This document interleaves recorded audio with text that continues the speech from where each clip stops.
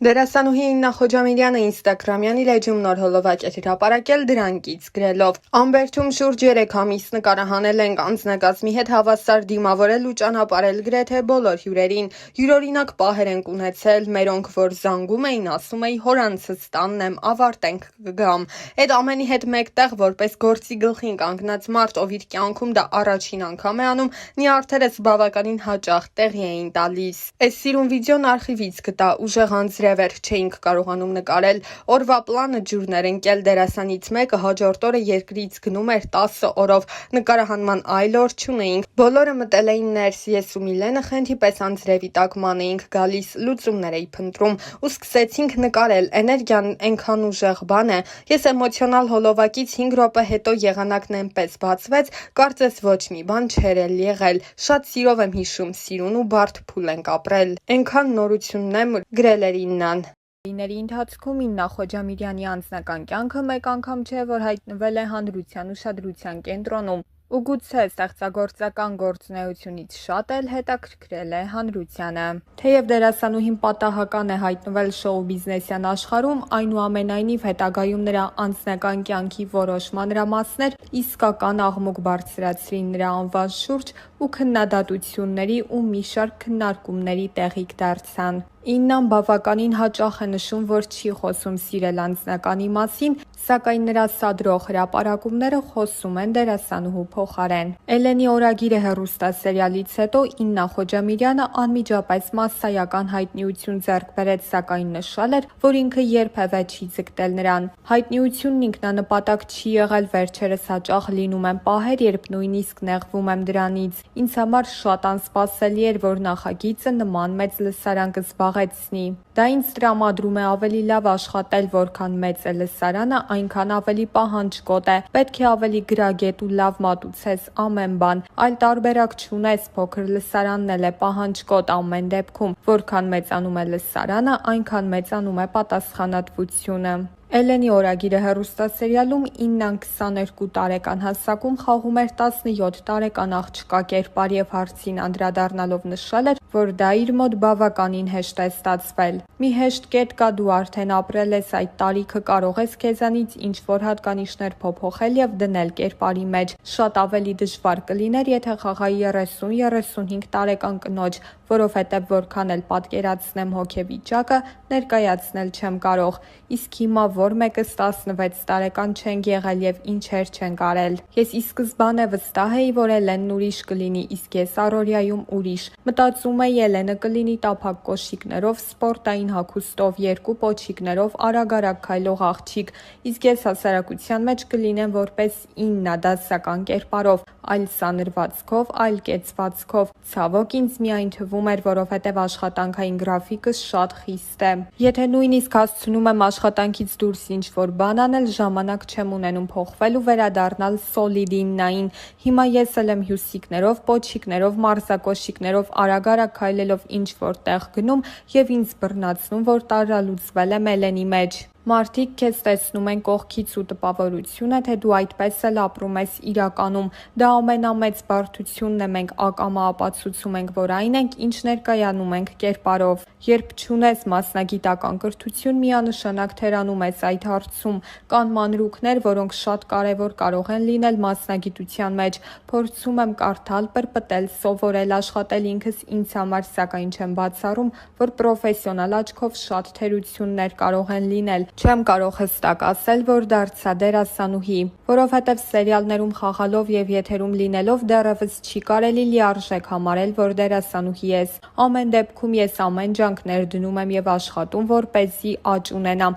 Մի պահ մտածում էի դերասանական կրթություն ստանալու մասին, սակայն անիմաստ համարեցի հոգեբանի մասնագիտական բազայի հիման վրա թատերականում ուղղակի մագիստրատուրա ընդունվել։ Եթե մի օր որոշեմ սովորել, կսկսեմ 0-ից, առաջին կուրսից։ Միաժամանակ համաշխարհային պրակտիկայում կան պատմական դեմքեր, որոնք չեն ունեցել դերասանական կրթություն։ Շատերն են ասում, որ կարող ես ունենալ մասնագիտական կրթություն, սակայն չկարողանաս կերտել տարբեր կերպարներ։ Կարող ես և չլինել դերասան, սակայն կստացվի։ Հնարավոր է ինձ օգնում է իմ մասնագիտությունը, հոգեբանությունը, չէ՞ որ ամեն կերպարի կարող եմ մոտենալ մասնագիտական տեսանկյունից։ Մի քիչ կլինիկական դաշտ եմ տանում, սակայն այդպես ավելի հեշտ է ստացվում կերպարներն իրարից զատել։ Իմ ուսման 6 տարիների ընթացքում շատ մանրամասն ուսումնասիրել ենք մարդկանց տեսակները, ինչը շատ է օգնում։ Իհարկե, եթե ԻԲՆ շնորհք չկա, չի ստացվի։ Չեմ ուզում շեշտադրել, թե ես ԻԲՆ տաղանդավոր եմ, բայց երևի ինչ-որ բան կա, եթե ստացվում է։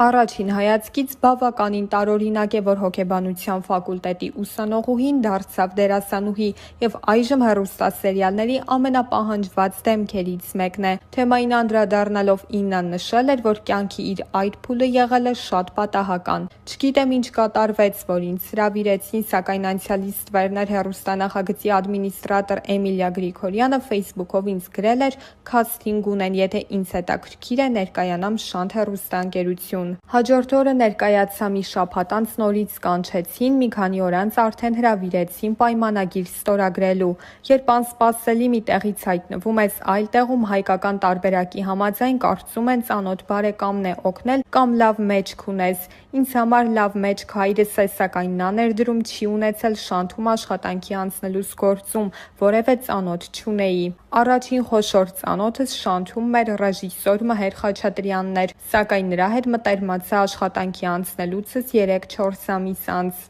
Ռիսկի գնալու մտավախությունը մեծապես պայմանավորված էր տարիքով։ Կա տարիք, երբ չես հասկանում անելիքներիդ հետևանքը, կամ մի տարիք, երբ չես հասկանում սխալ ես անում, թե ճիշտ։ Շանթում հայտնվեցի անցումային տարիքում, 18 տարեկան էի։ Ռիսկի գործոնը որոշ չափով հասկանում էի, սակայն չեմ կարող վստահ ասել, որ լիարժեք գիտակցում էի հետևանքները։ Վրիպումներ եղել են և դերասանական առումով, և աշխատանքային։ Շատ շնորհակալ եմ այն բացառիկ մարդկանց, ովքեր հիմա իմ ընկերներն են, որ ամեն կերպ փորձել են ինձ օգնել, աջակցել ու սովորեցնել։ Իննայի ընտանիքում դերասաններ ու արվեստագետներ չեն եղել, սակայն դերասանուհին նշել էր, որ իր տաղանդի մեջ գուցե կա ժառանգական պայմանավորվածությունը։ Արվեստագետներ չունենք, դերասաններ առավել ևս, ընտանիքիս անդամների ու հարազատներիս մեծ մասը խորացած են ճշգրիտ գիտությունների մեջ։ Միգուցե ժառանգական պայմանավորվածությունը կա, սակայն դա ուսումնասիրել չեմ կարող, չգիտեմ։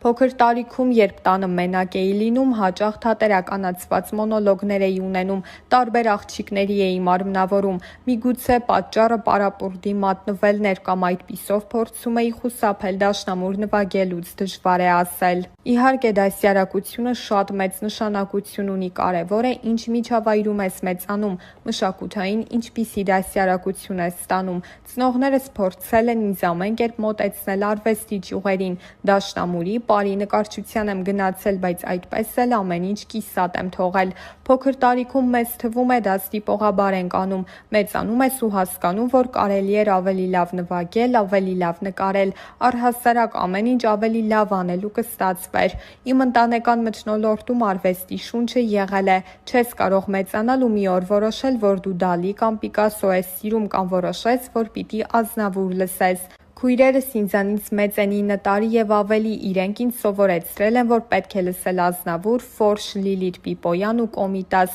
Հիմա այդպես ենք մեծացնում զարմուհիներիս։ Հայտնիությունը ինչ-որ պահի ներխուժում է անձնական տարածք։ Յուրաքանչյուր քայլ, սկսած նրանից, թե սրճարանում ինչպես և ում հետ կնստես, վերջացրած ինչ-որ լուսանկար կամ գրառում հրապարակելով, դառնում է քննարկումների մեծ առիթ։ Իննան նշել էր, որ այդ առումով ինքը հաճախ է հասարակությունից առանձնանալու ցանկություն ունենում։ Կարելի է բաժանել ուղիղ 50-50%-ի։ 50% դեպքերում շատ հաճելի է, երբ դու հայտնի ես, քեզ ճանաչում են, սիրում են, քեզ գնահատված ես զգում։ Մյուս 50%-ում նման դեպքերը կարող են անհանգստացնել ու դիսկոմֆորտ առաջացնել։ Մարդ ես, երբեմն ուզում ես մենակ լինել, ինչ-որ սրճարանում մենակ նստել։ Շատ դեպքեր են եղել, երբ մոտեցել են, հաշիվ են փակել և այլն։ Վերջ, օրդ չստացվեց, որովհետև դու իսկապես փորձում էիր մենակ մնալ։ Հասարակական միջավայրում այսպես թե այնպես չես կարող մենակ լինել, սակայն այս դեպքում հայտնիությունը մի քիչ ավելի է խանգարում։ Ինչ վերաբերում է անձնական տարածքին, շատ ծանր եմ տանում, երբ ինչ-որ մեկը մտնում է իմ անձնական դաշտ։